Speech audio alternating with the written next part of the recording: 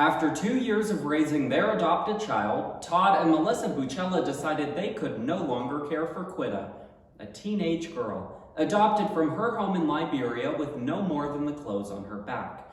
She was promised an education, a new home, and a loving family.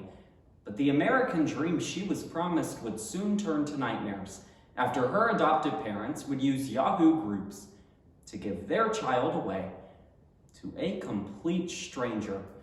Even more shocking, the exchange was completely legal.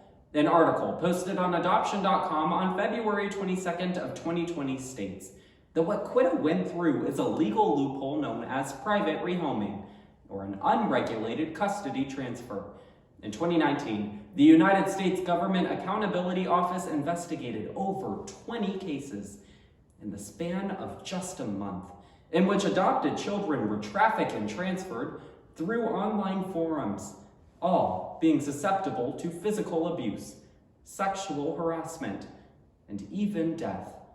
So today, let's bring to light the underground marketplace for trafficking adopted children. First, we'll comprehend the fundamental causes of the issue. Next, we'll explore the long-term effects for victims, before finally looking towards the solutions for some hope. Because as the National Conference of State Legislators on November 1st of 2019 panics, that those in the system are already fragile, and with this legal loophole still in place, we are quite literally breaking them. The Buchella family would end up transferring Quitta to a couple known as Calvin and Nicole Easton, who online posed to be the best fit for their child.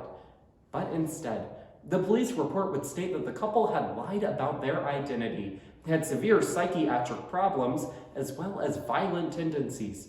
Worse, they even neglected and sexually abused their own biological child. Which begs the question, how did Quitta even end up in this situation? There are two main reasons. It's legal and it's cheap. While one might assume that the private rehoming of a minor would result into multiple legal hurdles, in her June 14, 2019 article, adoption right advocate Jody Smith clarifies that the procedure is frighteningly straightforward. If an adopted parent chooses to transfer guardianship to another family, all they need is a power of attorney document. This simple and easily accessible document then grants full ownership of the child to that family. And to better understand the gravity of this situation, this past July, I spoke to Heidi Gonzalez, director of the Adoption from the Heart organization. She stated, choosing to use this documentation rather than going through an adoption agency is inherently abusing the child's right to a proper home study, parental background checks, and authoritative involvement. It's alarming how anyone could get their hands on one. So I got one for demonstrational purposes. Literally, with the notarization of this document, my coach's child could legally be handed over to me. With this legal process still available and accessible, children are quite literally worth less than 400 words. When a family does decide to go through with an adoption, they're often met with another harsh reality. Adoption is expensive. The New York Times reported on February 11th of 2020 that an independent adoption alone can cost anywhere from $15,000 to $40,000, and adopting older children often comes with an additional expense, especially since many of them suffer past psychological and physical trauma. An NCBI report on December 18th of 2019 explains that for many of these vulnerable children, they're in desperate need of basic health services such as psychological diagnosis, medicinal treatment, post-adoption therapy, and many more costly expenditures. In addition to the cost, finding these resources is just as challenging for many communities. To put it simply, whether a couple is looking for a child or looking to give theirs away, an unregulated custody transfer for many is financially appealing. Once Quitta would end up in the Easton's hands, her life would begin to change for the worse. The couple would skip town, never register her for school, and cut off all forms of communication from Quitta's prior family. Instead, she was in desperate need of emotional therapy, and was subjected to sexual abuse. To better understand the effects of private rehoming, we have to understand the mental health concerns and the ranges of abuse. The Atlantic, on November 16th of 2019, details in their article, "When families unadopt a child," that a dissolution of an adoption carries a significant amount of risk to that child. First, they'll begin to form an insecure attachment to their parental figure, meaning he or she will have difficulty trusting their adult caregiver. The Atlantic furthers, what often follows for children at this point is depression and mood instability.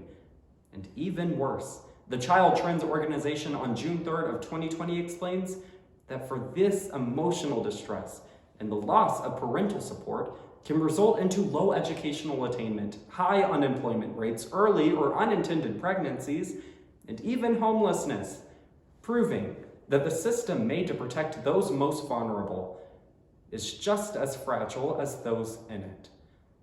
Furthermore, relocating a child through private rehoming has some of the most dangerous of consequences, since there are no uniform regulations for private rehoming.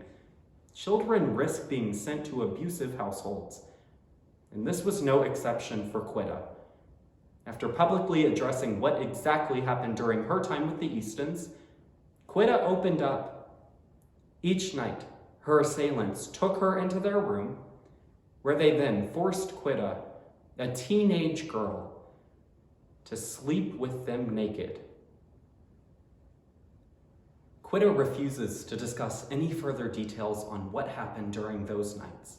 But it shouldn't be Quitta's responsibility to inform the world of the abuse she endured, and it is not the responsibility of the hundreds of children who will be privately rehomed just this year to explain why they were victims to an underground market that actively exists to this day. Instead, Megan Tuhey, investigative reporter that works specifically on Quitta's case, says, "It's our responsibility. It's our responsibility to call out a legal system that lets these acts of misconduct exist. So, let's call out the system." What Quitta endured is shockingly behaving. But what's more shocking is that reporters say Quitta was lucky, because at least her story is being told. So many others in her situation are shuffled around, neglected, and abused unbeknownst to us. So let's start to tell their stories, told by bringing an end to the trauma with two solutions: legislative support and better resources. First, legislation. On February 22nd of 2020, Representative Don Bacon introduced the Safe Home Act, a bipartisan bill enforcing the right of state welfare agencies to investigate any adoption cases, including those that could potentially be involved in child transfers. Furthermore, if enacted, this bill would amend the definition of child abuse to explicitly include rehoming children. Representative Bacon stresses that our children deserve three things: safety, warmth, and stability. And with this bill, they earn that right. Moreover, our second solution is providing existing resources. According to the aforementioned Heidi Gonzalez, if the adoption process wasn't as financially stressful as it was, cases like these would diminish. So I teamed up with her adoption organization, and we created an online platform for those going through the adoption process to see what's available for them. Through the link I'll provide at the description of this video, you can find your congressperson, their phone number, and even a script of exactly what to say to encourage them to pass the Safe Home Act, as well as numerous resources to subsidize financial, physical, and mental health resources for adopted children, such as agency fees, medical bills, and even counseling. Many adopted parents don't realize that these tools for success exist. Please take time after the video to share the link and use that information. It just might save a child's life. So where is Quitta today? Well, after her story broke the news, I'm happy to say she's now living her American dream. She's receiving a college education, lives in a beautiful new home, and has a loving family that she deserves. But Quitta is the exception, not the norm. By better understanding the causes, effects, and solutions of private rehoming, we must ensure that every child has the right to a safe home. Because if not, the consequences are life-shattering.